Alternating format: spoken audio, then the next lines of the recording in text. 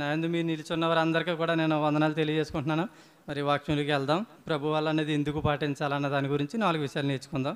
రొట్టె ద్రాక్షరసము, ప్రభు వల్ల పరమార్థం, ప్రభు వల్ల సంస్కారం. ఈ 3 పేర్లు ఒకటే కాదంటే ఇప్పుడు ప్రస్తుత సమాజంలో కానీ ఈ యొక్క ప్రపంచంలో క్రైస్తవ సంఘాలు అనేక సంఘాలు ఉన్నాయండి. అనేక సంఘాలు క్రైస్తవ సంఘాలుగా ఉన్నాయి.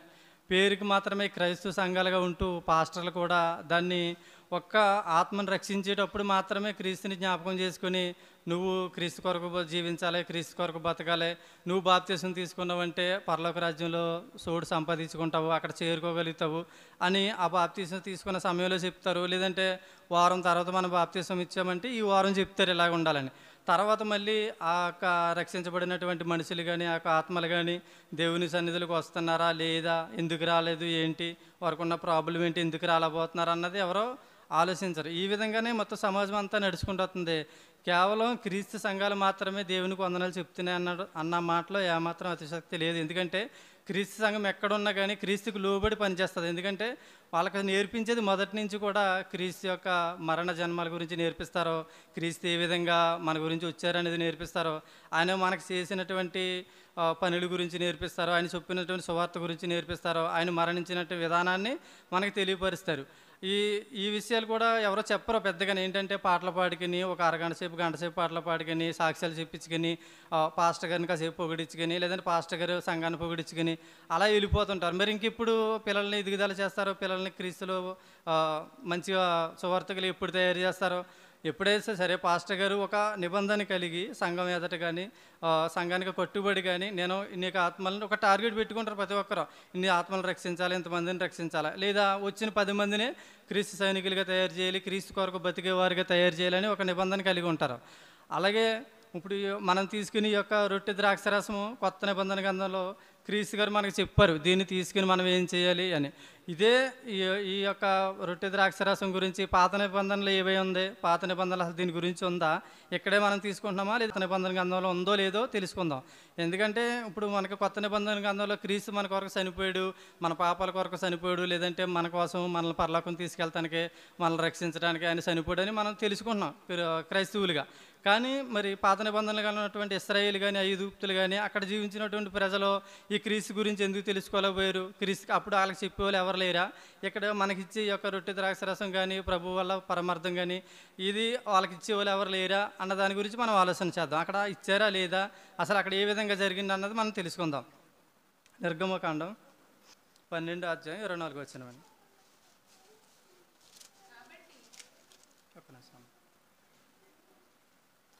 కాబట్టి మీరు నిరంతరము మీకును మీ కుమారులకును దీనిని కట్టడగా ఆచరింపవలెను. యెహోవా తాను సెలవిచ్చినట్లు మీకిచ్చుచున్న దేశమందు మీరు ప్రవేశించిన తరువాత మీరు దీనిని ఆచరింపవలెను. మరియు మీ కుమారులు మీరు ఆచరించు ఈ ఆచారం ఏమిటని మిమ్మల్ని అడిగినప్పుడు మీరు ఇది యెహోవాకు ఇది పస్కా బలి.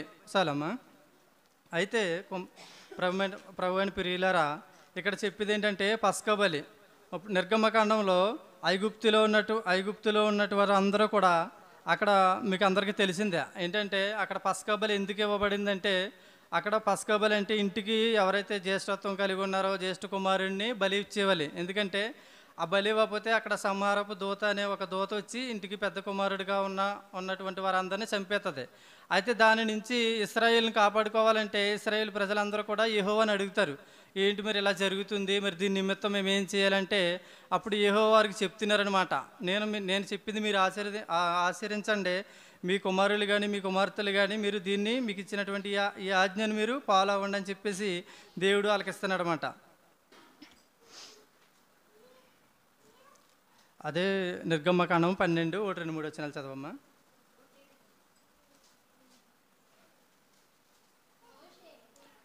మోసే అహరోనులు ఐగుప్తు దేశంలో ఉండగా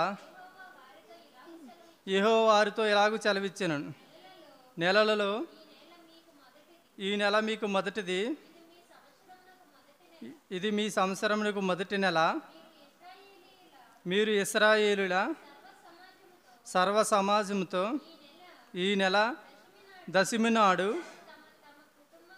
వారు తమ తమ కుటుంబములో లెక్క చొప్పున ఒక్కొక్కడు గొర్రె పిల్లనైనను మేక పిల్లనైనను, అనగా ప్రతి ఇంటికిని ఒక గొర్రె పిల్లనైనను ఒక మేక పిల్లనైనను తీసుకొనవలను. ఆరో వచనం చదవమ్మా. నిర్దోషమైన ఏడాది మగపిల్లను తీసుకోవాలనను, గొర్రెలలో నుండినైనను మేకలలో నుండినైనను దాన్ని తీసుకోవచ్చును. సరిపోతుంది.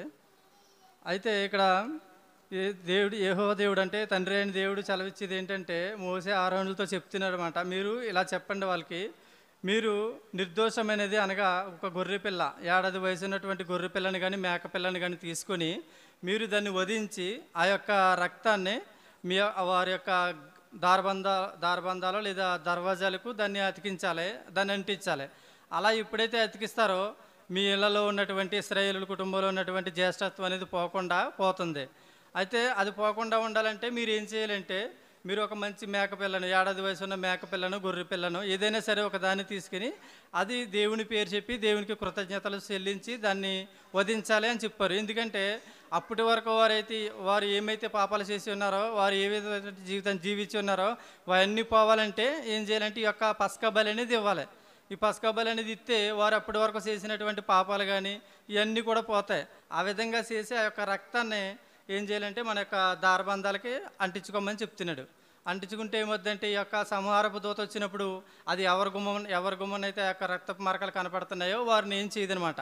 అయితే ఇది చేసిన తర్వాత ఆ యొక్క మేకపిల్లను, ఆ యొక్క మేకపిల్ల మాంసమును, ఆ యొక్క గొర్రెపిల్ల మాంసమును ఏం చేయాలంటే నిప్పులపై కాల్చుకొని తినవాలని నేను చెప్తున్నాడు. నిప్పులపై కాల్చుకుని పొంగిన రొట్టెలను తయారు చేసుకుని తినాలంట. అది ఏ విధంగా తినాలంటే కాల్చుకున్న తర్వాత చేదు కూరలతో దాన్ని తినాలంట. చేదు కూరలతో తినాలంట. అయితే చేదు కూరలతో దేవుడు ఎందుకు తినమన్నాడంటే, అసలు అది ఎక్కడైనా ఎవరైనా తింటారా చేదు కూరలతోటి? ఇప్పుడు మన ఇంట్లో బిర్యానీ చేసుకుని, చికెన్ వండుకుని, పలావ్ వండుకుని, కాకరకాయ కూర వండుకుంటామా? అసలు అది సాధ్యమవుతుందా? అవ్వదు. లేకపోతే ఎవరినైనా భోజనానికి పిలిచినప్పుడు అన్ని కూరలు వండి ఇది కాకరకాయ ఎప్పుడైనా దీన్ని కూడా వేసుకోండి అంటే ఎవరైనా వేసుకుంటారా?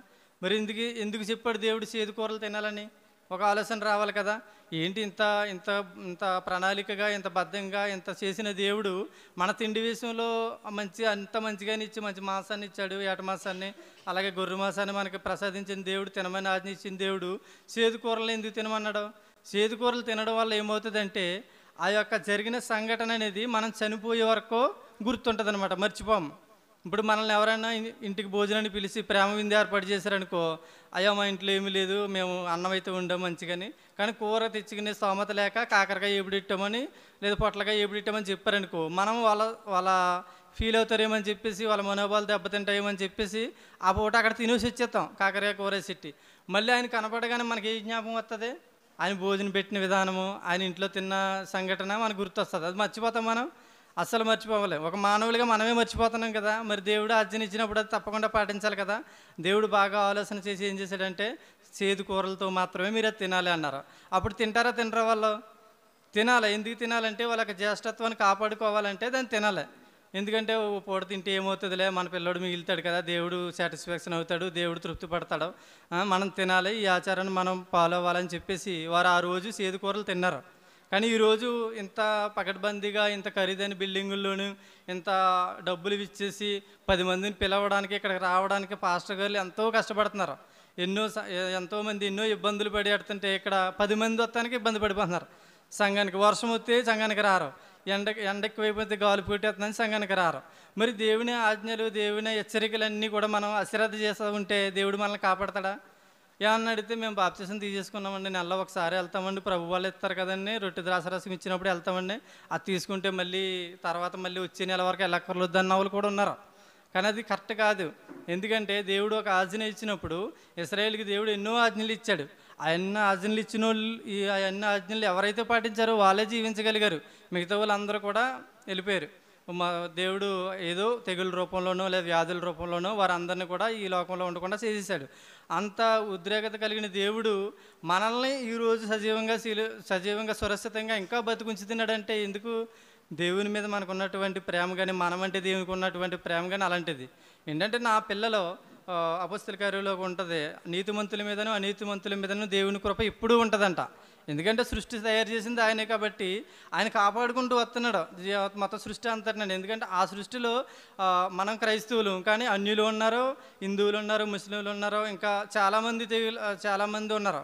వారందరినీ కూడా దేవుడే చల్లగా చూసుకుంటూ కాపాడుకుంటూ వస్తున్నాడు. ఎందుకంటే వారందరూ కూడా ఆయన ఏర్పాటు చేసినటువంటి మనుషులే.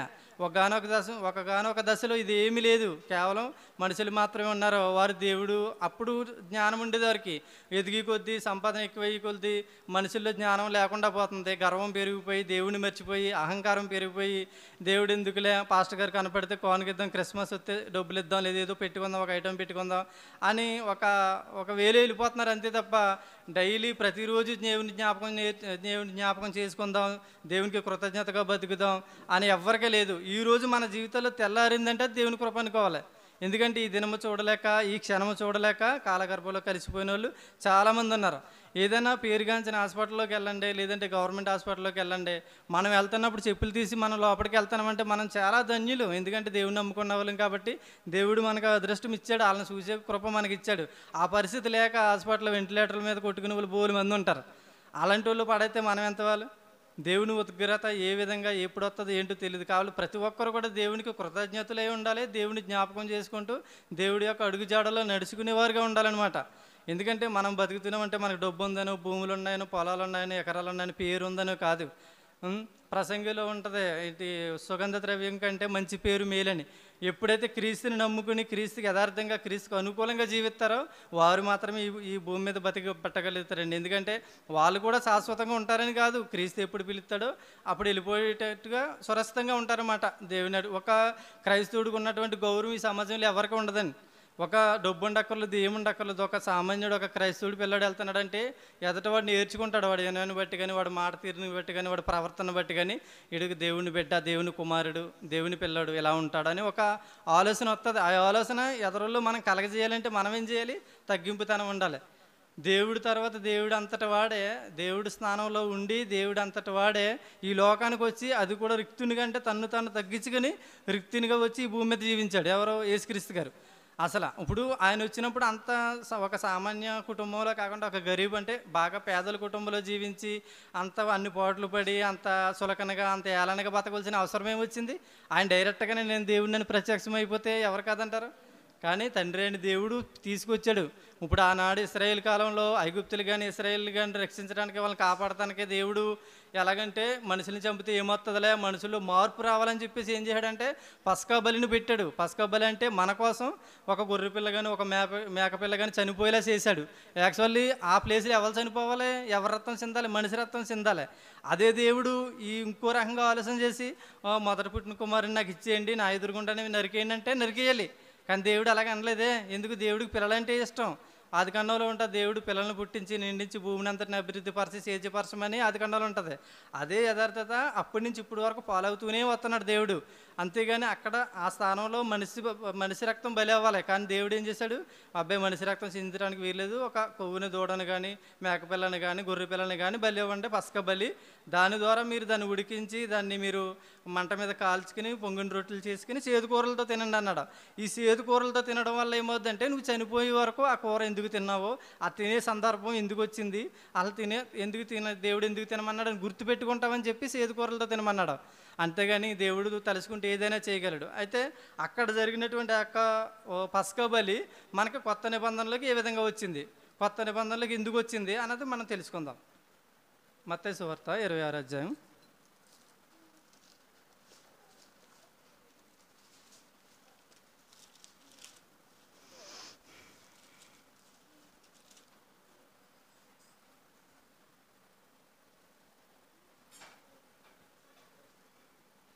26వ వచనమండి.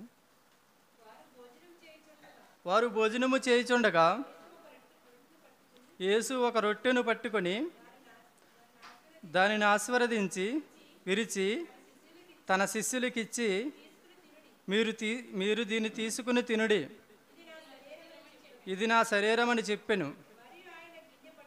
మరియు ఆయన గిన్నె పట్టుకొని కృతజ్ఞతాస్తుతులు చెల్లించి వారికి ఇచ్చి,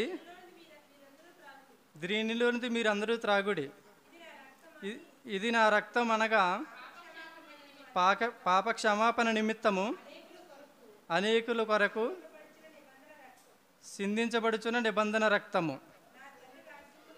సరిపోద్దాం. అయితే ప్రియమైన వారలారా, ఇక్కడ యేసుక్రీస్తు గారు ఏమని చెప్తున్నారంటే, ఆయన్ను సిలువుకు అప్పచెప్పక మునుపు వారు భోజనం చేయించుండగా, అంటే ఆ రాత్రి గురువారం రాత్రి ఆయన సిలువుకి ఇంకా అప్పచెప్పబడలేదు. అయితే ఆ రాత్రి వారు భోజనం చేయించుండగా యేసు ఒక రొట్టెను పట్టుకుని దాన్ని ఆశీర్వదించి విరిచి తన శిష్యులకి ఇచ్చి, ఇది నా శరీరము, ఇది నా రక్తము, ఇందులో త్రాగి మీరు కృతజ్ఞతాస్తుతులు చెల్లించి దీన్ని తాగాలని చెప్పారు. అయితే ఇది నా రక్తము అనగా పాప క్షమాపణ నిమిత్తము నేను పెడుతున్నాను అన్నాడు. అయితే ఇది క్రీస్తు గారే చేశారా? క్రీస్తు గారే పెడుతున్నారా? అలా ఎందుకు పెట్టాలి? అప్పటికి ఆయన కూడా 12 మంది శిష్యులు ఉన్నారు. ఆ 12 మంది శిష్యులు కూడా ఆయన్ని ఇంకా తెల్లారితే అప్పుడు ఈ భోజనం అయిన తర్వాత ఆయన సిలువుగా అప్పచెప్తారు, ఒలివ కొండ మీదకి తీసుకుని వెళ్ళిపోతారు. అప్పుడు ఆయన చెప్తున్నాడు, 10 చెప్తున్నాడు, ఇది నా రక్తము, ఇది నా శరీరము, ఇది నా రక్తము, ఇది నా శరీరం అని. అయితే ఆయన ఆ విధంగా ఎందుకు చేస్తున్నాడు అంటే, ఇది ఆదిలోనే తండ్రి అయిన దేవుడు ప్రణాళిక అనమాట. ఇది మనం ఇందాక చెప్పుకున్నాం, పసక బలిలో గొర్రెలు, మేకలు, పశువులు బలెత్తంటే మనుషుల్లో మార్పు రావట్లేదు. ఎలా జరిగింది అలా జరుగుతుంది. పాపన పోయి వెళ్ళిపోతున్నారు. మార్పు అనేది మనుషుల్లో జరగట్లేదు. అయితే వీళ్ళని రక్షించుకోవాలంటే ఇంక చేసేది ఏమీ లేక ఒక మనిషే బలైపోవాలి. ఒక మనిషిని ఒక బలి రూపంలో ఇచ్చేయాలి. ఒక మనిషి రక్తాన్ని, శ్రేష్టమైన రక్తాన్ని, పరిశుద్ధమైన రక్తాన్ని ఈ యొక్క లోక పాపం కోసం సిందించాలి నా కుమారుడు అని చెప్పేసి ఆనాడు యేసుక్రీస్తు గారి కొరకు తండ్రి అయిన దేవుడే ఒక ప్రణాళిక సిద్ధం చేసి మనకి క్రీస్తు రూపంలో ఈ భూమి మీదకి పంపించాడు అనమాట. లోకరక్షకుడిగా ఈ భూమి మీదకి రప్పించాడు. అయితే ఆయన వచ్చి ఆయన 33.5 సంవత్సరాలు, అనగా 30 సంవత్సరాలు తన తల్లిదండ్రులతో కలిసి జీవించి పనిచేసుకుని మనట్లాగే ఒక నార్మల్ వ్యక్తిగా జీవించిన వ్యక్తి లాస్ట్ 3.5 సంవత్సరాల్లో సువార్త ప్రకటించారు. ఆ సువార్త ప్రకటించి అది కూడా అయిపోయింది. ఇంకా ఏంటంటే రోమీలు అందరూ కూడా ఎగ్నెస్ట్ అయిపోయి ఈయనకి విరోధం అయిపోయి, అదే ఎక్కడో వచ్చాడు, ఎవరికో పుట్టిన పిల్లోడు, ఎంత ఎదుగుదల ఏంటి, ఈయన ఉంచకూడదని చెప్పేసి ఈయన తరపు తప్పు లేకపోయినా కానీ ఈయన వైపు ఏ విధమైన తప్పు లేకపోయినా కానీ ఈయన ఉంచకూడదనేసి వాళ్ళు ఏం చేశారంటే ఒక పగ పట్టి ఈయన మీద ఇన్ని లేకుండా చేయాలని చెప్పేసి తప్పుడు నిర్ణయం తీసుకుని మరి సిలువ వేయడానికి తయారైపోయారు. అప్పుడు చెప్తున్నాడు యేసుక్రీస్తు గారు, ఎందుకంటే వారు అందరికీ కూడా రొట్టె ద్రాక్షరసం ఇచ్చి అన్నాడు. వాళ్ళు అనుకున్నారు, శిష్యులు అనుకున్నారు ఇది ఇప్పుడు జరిగేదే కదా, ఈయన 10 చెప్తున్నాడు అంటే అప్పుడు అంటున్నాడు అనమాట, ఇది నా రక్తం, ఇది నా శరీరము, దీన్ని తీసుకున్న వాళ్ళు ప్రతి ఒక్కరు కూడా పాప క్షమాపణ నిమిత్తం తీసుకోండి. ఎందుకంటే మీరు చేస్తున్న పాపాలన్నీ కూడా నా రక్తంతో తొలగిపోతాయి. ఇక్కడి నుంచి మీ జీవితాలన్నీ కూడా బాగుంటాయి, మీరు అందరూ బాగుంటారు అని ఆ యొక్క రక్తాన్ని మన కొరకు, మన పాపాల కొరకు ఆయన సిందించారన్నమాట. సిలువలో సిందించారు. ఇది మనం చూసాం, మన జరిగిన హిస్టరీ కానీ, గుడ్ ఫ్రైడేలు కానీ, దీని గురించి చాలా విన్నాము, చాలా మెసేజ్లు వింటాము. అయితే ఇక్కడ ఈ రక్తాన్ని, ఈ శరీరాన్ని ఎందుకు ఇచ్చాడు దేవుడు అనేది మనం తెలుసుకోవాలి. ఏంటంటే తన రక్తాన్నేమో ద్రాక్షరసం కానీ, తన రొట్టెనేమో తన శరీరాన్ని ఏమో రొట్టెగా ఇచ్చారన్నమాట. అంటే ఈ రొట్టెలోను ఈ ద్రాక్షరసంలోనూ ఉన్నంత విలువ ఏంటంటే దేవుడు పంపించాడు కాబట్టి, దేవుడు తయారు చేశాడు ఒక మనిషిని తయారు చేసి ఆయన కుమారుడిని ఈ భూమి మీదకి పంపించాడు. ఒక కన్యకని మరి ఒక ద్వారా ఈ భూమి మీదకి పంపించి ఆయన పెరిగినటువంటి వాతావరణం అంతటి కూడా ఆయన పెరిగినటువంటి వాతావరణం అంతా కూడా పాపంతో నిండిపోయి ఉన్నది. ఆయన చుట్టూ ఉన్న మనుషులందరూ కూడా పాపంతో నిండిపోయి ఉన్నారు. అయినా కానీ ఆయన పాపాన్ని అంటించుకోలేదు. ఇప్పుడు మన సముద్రం ఉందండి, అందులో అనేక చేపలు ఉంటాయి, రకరకాల చేపలు ఉంటాయి. కానీ అందులో ఉన్నటువంటి ఏ ఒక్క చేపను మనం కోసి మనం కర్రీ చేసి తింటే ఆ చేప ఉప్పగా ఉండదండి, మనం మళ్ళీ ఉప్పేసుకుని తినాలి. అంతటువంటి కొలంలో పెరిగి సముద్రంలో పెరిగిన చేపే ఆ పక్కగా దాంట్లో ఉన్నటువంటి ఆ నీటికి లోబడి ఆ నీటితనాన్ని పొందుకోలేదు. ఎందుకంటే తన దేవుడు సృష్టించి అందులో పెట్టాడు కాబట్టి తన జీవితం జీవిస్తుంది, కానీ ఆ ఉప్పుతనాన్ని అది గ్రహించుకోలేదు. అలాగే ఈ భూమి మీద పుట్టిన మనుషులు ఏంటంటే, ఇప్పుడు కీర్తనలు 51లో ఉంటుంది ఏంటంటే, లోకమంతా పాపంతో నిండిపోయింది, పాపం ఆయన చుట్టూ ఉన్నదే. ఇప్పుడు ఒక మనిషి పవిత్రంగా ఒక పిల్లోడు మనకి ఈరోజు ప్రసవిస్తున్నాడంటే అది హాస్పిటల్ అని ఇల్లేనే, కానీ లోకమంతా పాపంతో నిండిపోయింది. పిల్లోడు బయటకు వచ్చాడు, ఆ వచ్చిన పిల్లోడు ఏం చేస్తాడు? పాపం చేతే పాపం అంటుకుంటుందా, లేకపోతే లోకంలో ఉన్న పాపం అతనికి అంటుకుంటుందా? పాపం చేస్తేనే అంటుకుంటుంది. అంతేగాని లోకమంతా పాపంతో నిండిపోయింది కదా అని పిల్లోడికి పాపం వచ్చేసింది అనుకోకూడదు. మన యొక్క స్థితిగతులు ఏ విధంగా ఉండాలంటే లోకం ఏ విధంగానే ఉండే, మన చేతిలో ఉన్నటువంటి పవిత్రమైన బైబిల్ మన చేతిలో ఉంది కాబట్టి ఈ యొక్క బైబిల్కి, ఇందులో ఉన్నటువంటి దేవుడు మాటలకి మనం కట్టుబడి ఉండాలి. ఇక్కడ నిబంధన అని ఉంటుంది. నిబంధన అంటే ఏంటి? కట్టుబడి ఉండటం. మనం ఒక నిబంధన తీసుకున్నాం అనుకో, దానికి కట్టుబడి ఉండాలి. కొన్ని రూల్స్ ఉంటాయి. ఒక హాస్పిటల్లో కానీ, పోలీస్ స్టేషన్లో కానీ ఏదైనా పెద్ద పెద్ద రూల్స్ పెడతారు. మనం ఎంత డబ్బున్న వాళ్ళమైనా కానీ దాన్ని మనం అతిక్రమించలేము. ఎందుకంటే అది వాళ్ళ కట్టడ. ఇది గేటు దాటి వెళ్ళకూడదంటే అది ఎంత ఉన్నవాడైనా సరే ఆగిపోవాలి. ఇప్పుడు రైల్వే ట్రాక్ ఉంది, మధ్యలో గేటు పెట్టాడు. మనం మా నాన్న ఎమ్మెల్యే లేదా మా నాన్న కోటేశ్వరుడు, నేను ఈ గేటు దాడతానంటే అక్కడ వాళ్ళు పెట్టిన టైం వరకు మనం వెయిట్ చేయాలి. అక్కడ వెయిట్ చేయకపోతే ఏమవుతుంది? ప్రమాదం జరుగుతుంది, మనం ప్రాణం పోతుంది. అక్కడ మన ప్రాణానికి విలువ ఇవ్వాలంటే ఏం చేయాలి? మనం కాసేపు ఆగాలి. అలాగే దేవుడు పెట్టిన నిబంధనలన్నిటికి మనం గైకొని ఆ నిబంధనలన్నిటిని మనం అనుసరించామనుకో, దేవుడు ఎప్పుడైతే మనల్ని తీసుకెళ్తాడో అప్పటి వరకు మనం సురక్షితంగా ఈ భూమి మీద బతకగలం. అంతేగాని నేను నేను పెద్ద మూర్ఖత్వంగా ఉన్నాను, నాకేంటి, నాకు ఎదురు చెప్పేవాళ్ళు ఎవరు లేరు అని దేవుడు ఉద్రేకత ఈరోజు వచ్చిందానికి ఈ క్షణం వెళ్ళిపోతాం. కాబట్టి ఇక్కడ దేవుడు ఇది నా రక్తం, ఇది నా శరీరం అని ఎందుకు చెప్తున్నాడంటే, తండ్రి అని దేవుడు మీ అందరి కోసం నన్ను పంపించాడు, మీ అందరి కోసం నన్ను ప్రాణం పెట్టమన్నాడు. నేను మీ అందరి కోసం వస్తున్నాను. నేను ఇక్కడ జీవించిన కాలం అంతా కూడా చాలా యథార్థంగా జీవించాను, యథార్థంగా బతికాను. అందుకే నేను ఈరోజు మీ అందరి కోసం నా యొక్క ఆత్మను సిలువలో అప్పగించబోతున్నానని చెప్పి ఆయన సిలువుకి ఎక్కే ముందు కూడా చెప్పాడు. కానంటే అక్కడ ఏంటంటే, నా రక్తం మీకు వచ్చినటువంటి ఉపయోగం ఏంటంటే, మీలో ఉన్న పాపం అంతా పోతుంది. మీలో ఉన్న పాపంతో పాటు ఈ లోకంలో ఉన్న పాపాన్ని అంతటి కూడా నా యొక్క మరణం ద్వారా కొట్టివేయబడుతుంది. నా యొక్క మరణం ద్వారా ఈ పాపం అనేది పోతుంది. కాబట్టి ఇక మీదటైనా సరే మీరు మీ పిల్లలతోటి ఉండాలంటే కనుక మీ చేతిలో నేను ఏం పెట్టి వెళ్తున్నాను? కొత్త నిబంధన గ్రంథం అనేది పెట్టుకెళ్తున్నాను. ఇందులో ప్రతిదీ కూడా ఒక ఆజ్ఞగా, ఒక సూత్రంగా, ఒక హెచ్చరికగా ఉంది. దీన్ని మీరు ఆచరించారంటే నేను మీతో ఉన్నట్టే. మీరు ఎప్పుడైతే ఈ యొక్క రొట్టె ద్రాక్ష రసాన్ని తీసుకుంటున్నారో నన్ను జ్ఞాపకం చేసుకోమంటున్నాడు.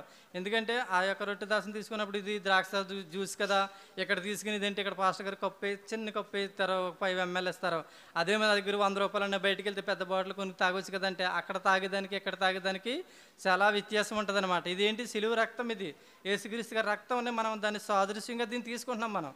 అదే రొట్టె ముక్క అనుకో, ఇక్కడ చిన్న ముక్క ఇస్తారు. అదే బయటికి వెళ్తే 20 రూపాయలు పెడితే పెద్ద చపాతి వస్తుంది, కడుపు నిండా తినొచ్చు. అంటే అదేంటి? ఆ పూట ఆకలి తీరుతుంది. కానీ ఇక్కడ దేవుడు అంటాడు, నేను ఇచ్చి నీళ్ళు త్రాగేవాడు ఎప్పటికీ దప్పుకొనడు. అంటే ఇక్కడ తీసుకున్నాం అనుకో, దీనికి క్రీస్తు మనల్ని దీవిస్తాడు. నెక్స్ట్ ఏంటంటే, ఆయన యొక్క అడుగుజాడలో మనం జీవిస్తాము. ఆయన యొక్క యథార్థమైనటువంటి జీవితానికి మనం అనుకూలంగా ఉంటాం. అందుకోసమే ఈ యొక్క దీన్ని ప్రవేశపెట్టారన్నమాట, ఈ యొక్క రక్తాన్ని, దీన్ని. కానీ దీన్ని తీసుకున్న వాళ్ళు ఏ విధంగా జీవించాలంటే యథార్థంగా జీవించాలి. ఆయన యొక్క మరణాన్ని మనం జ్ఞాపకం చేసుకుంటూ, ఆయన సిలువ రక్తాన్ని మనం జ్ఞాపకం చేసుకుంటూ, ఆయన ఎందుకు చనిపోయాడు ఏంటనేది మనం బ్రతికినంత కాలం కూడా దీన్ని జ్ఞాపకం చేసుకోవాలి.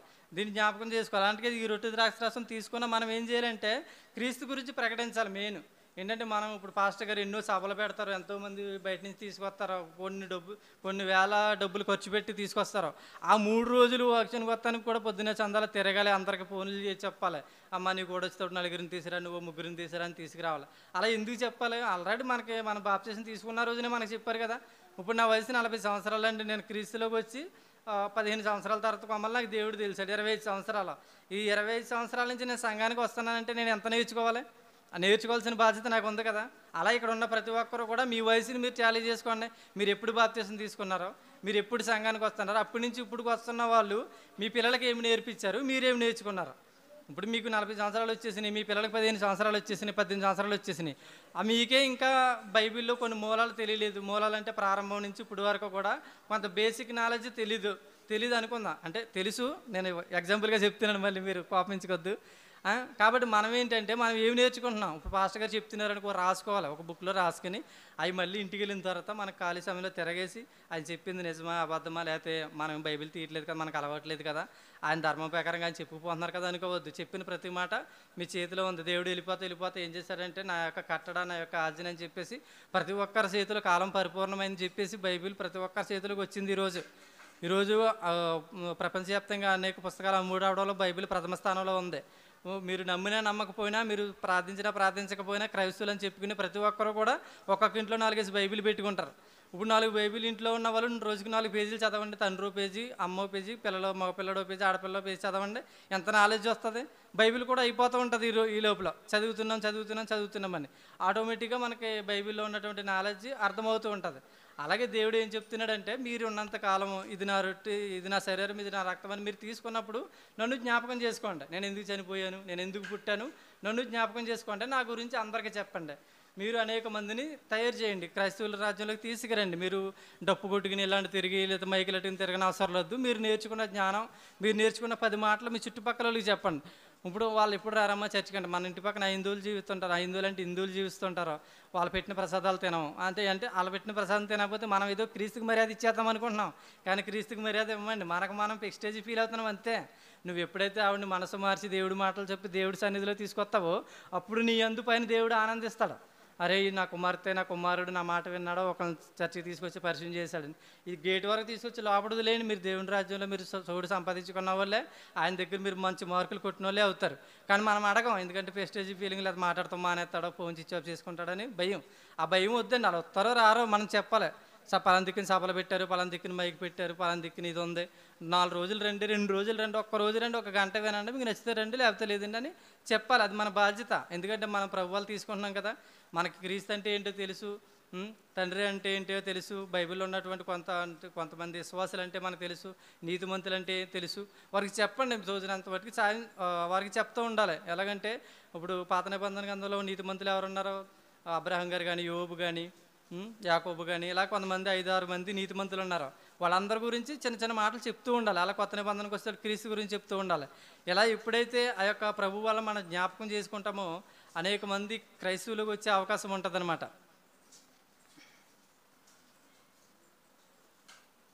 ఇంకో మాట చూద్దామండి, లోక సువార్త 17:22.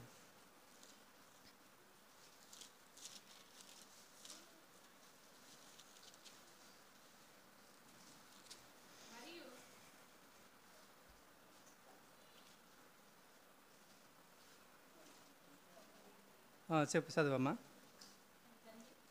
17:22. మరియు ఆయన తన శిష్యులతో ఇట్లనెను, మనిషి కుమారుని దినములలో ఒక దినము చూడవలనని మీరు కోరు దినములు వచ్చును కానీ మీరు ఆ దినమును చూడరు. వారు ఇదిగో ఇక్కడనని అదిగో అక్కడనని మీతో చెప్పిన ఎడల వెళ్ళకుడి, వెంబడింపకుడి. ఆకాశము కింద ఒక దిక్కు నుండి మెరుపు మెరిసి ఆకాశము కింద మరి ఒక దిక్కున ఎలాగూ ప్రకాశించునో అలాగున మనుష్య కుమారుడు తన దినమున ఉండను. సరిపోద్దాం.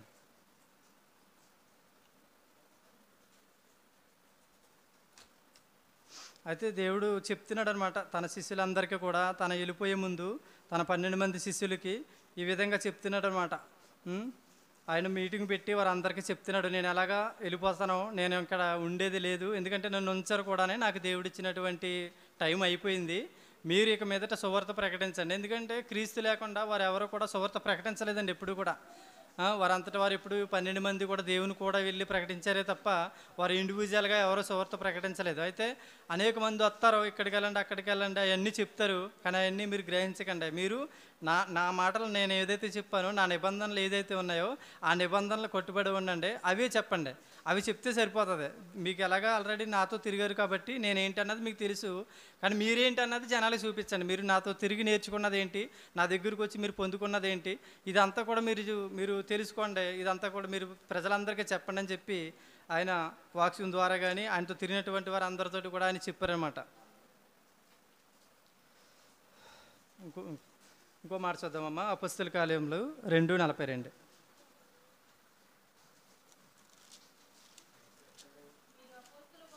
ఒక్కసారి అండి అమ్మ.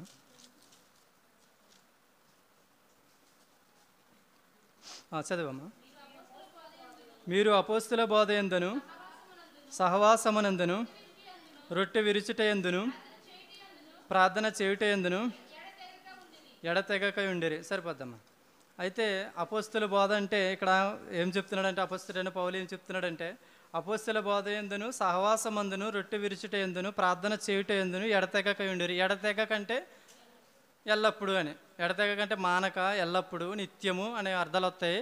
అయితే ఇక్కడ దేవుడు చెప్పేది ఏంటంటే అపొస్తలుల బోధ. అపొస్తలు అంటే ఎవరండి?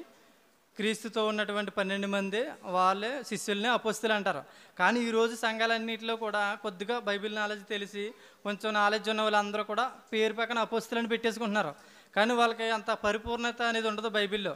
వాళ్ళకి ఏం తెలియదు. 66 పాఠాల్లో నుంచి 66 పాఠాలని చదివి అందులో నుంచి లేఖనాలను పరిశోధించి లేఖనాల ద్వారా వాక్యం తీసి ఎక్కడ ఏ మాట ఉందో చెప్పాలన్న విషయం వారికి తెలీదు.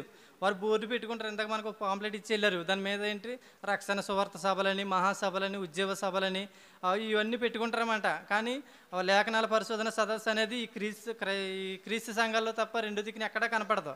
ఎందుకంటే వారు అంత జ్ఞానం తెలుసుకోరు, అంత లోతులోకి వెళ్ళరు. ఎందుకంటే వారికి వచ్చే ఆదాయం వచ్చేస్తుంది చర్చి ద్వారా, ఆ సాక్ష్యాల ద్వారానో, గల్ఫ్ దేశాల్లో ఉన్నటువంటి వారు దశమ భాగాల ద్వారానో ఏదో రూపంగా వారికి డబ్బులు ముడుతున్నాయి. కాబట్టి సువార్త అంత పకడ్బందీగా చెప్పాలి, మనుషులను రక్షించాలి అనేది ఏ ఆలోచన ఉండదు. వారికి ఏంటంటే వచ్చామా, వెళ్ళామా, 4 మాటలు చెప్పామా, మనుషుల్ని పొగిడామా, ఈయన గురించి అక్కడ, ఆయన గురించి ఎక్కడ చెప్పామా, మన రోజు గడిచిపోయిందన్న ఆలోచనే ఉంటుంది తప్ప ఇంతమందిని రక్షించాలి, ఇంతమందిని సంఘాల్లోకి తీసుకురావాలి, ఇన్ని మాటలు చెప్పాలన్న ఆలోచన వారికి ఉండదు. అయితే ఇక్కడ ఏంటంటే అపోస్తుల బోధ ఏంది అన్నాడు. అపోస్తుల బోధ అంటే అపోస్తులు ఏమైతే ఆ రోజుల్లో చెప్పారో ఆ బోధ యందును సహవాసం అంటే ఒక సంఘంగా కూడుకోవడం.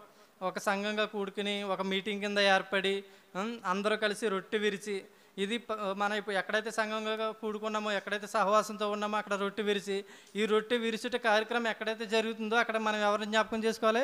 క్రీస్తుని జ్ఞాపకం చేసుకోవాలి. క్రీస్తు యొక్క ఆయన మరణాన్ని గురించి మనం జ్ఞాపకం చేసుకోవాలి. దానికి ఎడతెగక ప్రార్థన చేయాలి. ఎడతెగకంటే ఇది ఎప్పుడు మేము మా జీవితాల్లో ఈ కార్యక్రమం ఎప్పుడు జరుపుకునేలా ఉండాలి, మేము అనేక మంది చేత జరిపించుకునే వాళ్ళ ఉండాలి. అంటే వారానికి ఒకసారనో, రోజుకోసారనో, నెలకు 4 సార్లనో కాదు.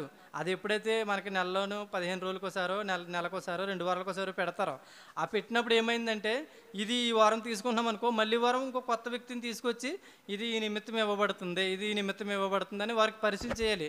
ఆ యొక్క సహవాసంలో మనం వారిని జ్ఞాపకం చేసుకోవాలి.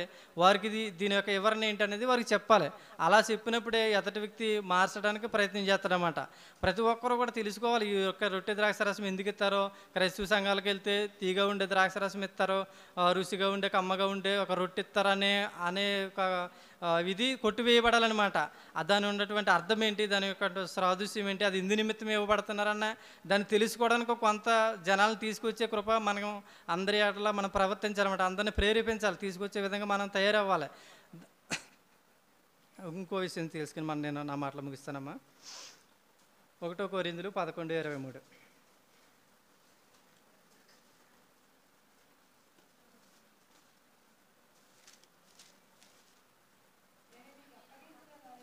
ఒకసారనమ్మా.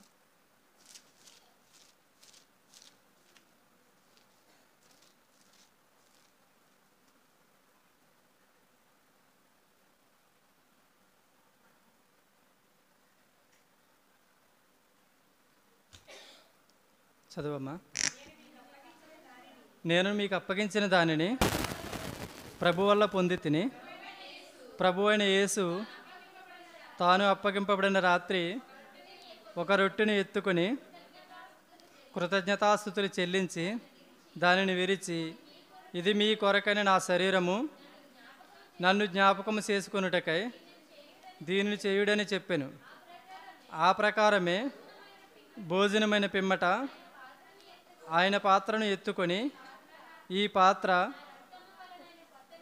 నా రక్తమూలనైన క్రొత్త నిబంధన, మీరు దీనిలోని త్రాగునప్పుడెల్లా నన్ను జ్ఞాపకము చేసుకొనుటకై దీనిని చేయుడని చెప్పాను.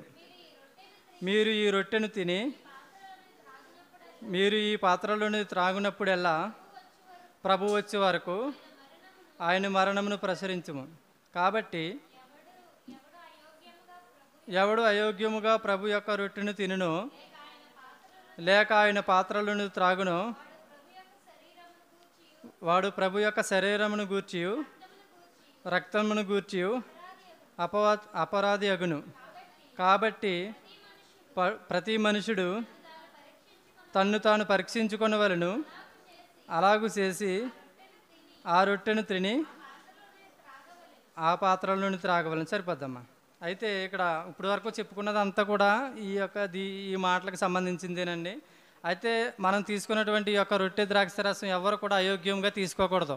అంటే నేను సంఘానికి వెళ్తున్నాను కదా, నేను తీసుకోవాలి, లేకపోతే ఎవరో ఇదనుకుంటారు నా పక్కన ఉన్న వాళ్ళు, నువ్వు సంఘానికి వచ్చావు కదా దీన్ని ఎందుకు తీసుకోవాలి అనుకుంటారని వాళ్ళ మెప్పు కోసమో లేకపోతే మన మెప్పు కోసమో దాన్ని తీసుకోకూడదండి. దాన్ని తీసుకోవాలంటే దాని యొక్క అంతర్యం తెలుసుకోవాలి, దాని యొక్క పద్ధతి తెలుసుకోవాలి. అది ఎందుకు ఇస్తున్నారో ఫస్టు పక్కోళ్ళని అడగాలి, అడుగుతాం సిగ్గు అయితే పాస్టర్ గారిని అడగాలి, లేదంటే దానికి సంబంధించినటువంటి మెసేజ్ మనం వినాలి. అది విని దాని ప్రకారంగా మనం నడుచుకోవాలి. అలా కాకుండా ఇది తీసుకోకపోతే నేను పాపని అనుకుంటారో, లేదంటే నేను తప్పు చేసినని అనుకుంటారో, లేకపోతే నన్ను ఏలనగా చూతారని బాప్తిసం తీసుకోకుండా రక్షణ పొందకుండా సీక్రెట్గా దాన్ని అందరితోటి అలా తీసేసుకున్నాం అనుకో, మన దగ్గర పర్లేదు, మనమేమనుకుంటాం రక్షణ పొందేడుకోవాలి తీసుకున్నాడు అనుకుంటాం. కానీ అది దేవుని దృష్టిలో ఏమవుతుంది, అది శిక్షావిధి అవుతుంది అనమాట. అంటే దేవుని శిక్ష తీసుకుంటానికాడు అపరాధి అవుతాడు అనమాట. అపరాధి అంటే ఏముంది, మీకు తెలియదు ఏముంది, పాపం చేసిన వాడితో సమానం, లేకపోతే ఎన్నిక లేనివాడు, లేకపోతే సంఘంలో లేనివాడు అపరాధి అంటే ఆ విధంగా ఉన్నటువంటి. కాబట్టి క్రైస్తవులుగా ఉన్నటువంటి మనమందరం ఏం చేయాలంటే క్రైస్తవులుగా ఉన్నటువంటి ఒక మాదిరికరమైన జీవితాన్ని మనం ఈ రోజు నుంచి ఎన్నుకోవాలి. ఈ మాదిరికరమైన జీవితం ఎలాంటిదంటే, క్రైస్తవులుగా జీవిస్తున్నాం, అందరి దృష్టిలో మనం బాప్తిసం తీసుకున్నాం, ఆదివారం చర్చికి వెళ్తున్నామని కాదు, క్రీస్తు వలె మాదిరిగా జీవిస్తున్నాం అన్నది మనం చూసుకోవాలన్నమాట.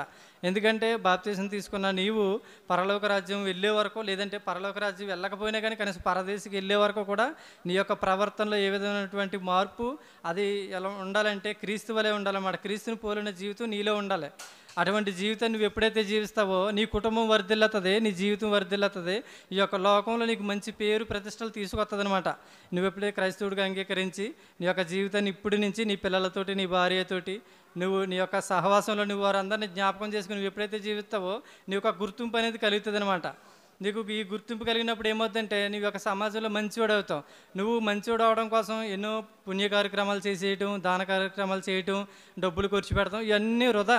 ఏంటంటే ఆ కాసేపు నేను జ్ఞాపకం పెట్టుకుంటారు. ఇప్పుడు నువ్వు ఏదన్నా ఒక మంచి పని చేసావనుకో, అదే ఒక 24 గంటల్లోనే నేను జ్ఞాపకం పెట్టుకుంటారు, తర్వాత మడిచిపోతారు.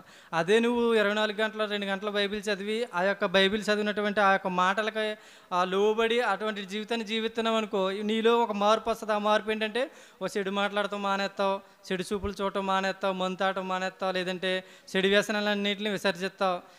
ఈ లోపల నువ్వేమవుతుందంటే ఒకటి మానేస్తున్నావు అంటే ఆటోమేటిక్గా నువ్వు మంచివాడు అయిపోతున్నట్టే అర్థం. అప్పుడు నీ ఎందుకు దేవుడు విశ్వసిస్తాడో జనాలు కూడా నిన్ను హర్షిస్తారు. అది మొన్నటిదాకా బాగానే ఉండేవాడు, చర్చికి వెళ్ళిన కాడి నుంచి ఈలో కొత్త మార్పు వచ్చింది రా, అలా ఎవరితోటి ఇదిగా ఉండలేదు, మంచిగా ఉన్నాడు, పిల్లలందరితోటి బాగుంటున్నాడు, ఫ్యామిలీగా బాగుంటున్నాడు, అందరితోటి ఐక్యత కలిగి ఉంటున్నాడు అనేసి ఒక మార్పు అనేది నీలో వస్తుంది అనమాట. ఈ మార్పు రావడం వల్ల ఫస్ట్ గుండా ఆనందపడేవారంటే పైన ఉన్నటువంటి దేవుడు, తండ్రి అయిన దేవుడు, నా పిల్లలు చాలా సంతోషంగా ఉన్నారు అని ఆనందపడతారు. కాబట్టి ఈ ప్రభు వల్ల తీసుకున్న ప్రతి ఒక్కరూ కూడా తన యొక్క మరణాన్ని జ్ఞాపకం చేసుకుని, అది ఎందు నిమిత్తం అయితే తీసుకుంటున్నామో ఆ యొక్క జ్ఞాపకాన్ని మీరు ఉంచుకుని దాని గురించి 10 మందికి చెప్పాలి. దాని మరణం గురించి ప్రచురించమన్నాడు. దాని యొక్క వివరణ ప్రతి ఒక్కరికే తెలియాలి. మరి నాకు ఈ అవకాశం ఇచ్చినటువంటి అన్నయ్య గారికి హృదయపూర్వక వందనాలు తెలియజేసుకుంటున్నాను. ఇప్పటి వరకు ఆసక్తిగా ఉన్నటువంటి మీ అందరికీ కూడా నా వందనాలు. ఈ కొద్ది మాటలు దేవుడు దీవించిన గాక.